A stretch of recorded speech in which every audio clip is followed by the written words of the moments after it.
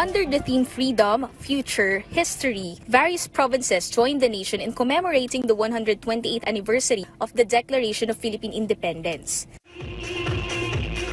Here in the historic town of Kawit, Cavite, hundreds of Filipinos participated in the Parada para sa Kalayaan, the wreath-laying ceremony at the tomb of General Emilio Aguinaldo, and the simultaneous flag raising at the Aguinaldo Shrine, the very site where Philippine independence was declared in 1898.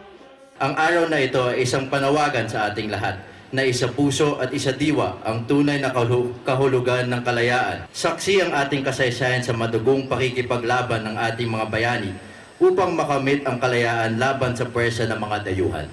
Cavite Governor Francisco Abeng Remulla called on Filipinos to continue valuing and living out the spirit of freedom fought for by the country's heroes. For veterans, meanwhile, it is important to pass on to the future generations the memory of their service and sacrifices in defending the nation.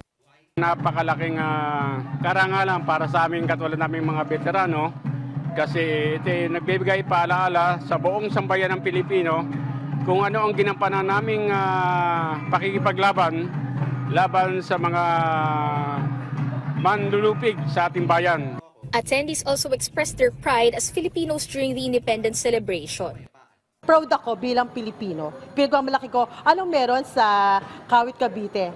She also had this message for fellow Filipinos on Independence Day. Magkaroon tayo ng unity, magkaisa, tapos maging maging wise kung ano man nangyayari sa ngayon, di ba? Sa ating bansang Pilipinas, kung may nagiging problema, makipagtulungan na tayo sa ating gobyerno.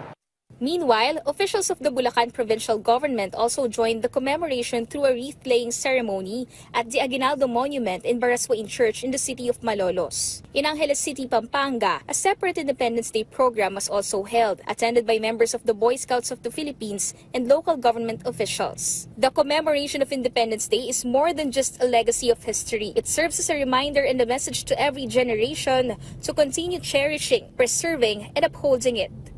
Sheila Natividad, for the Nation.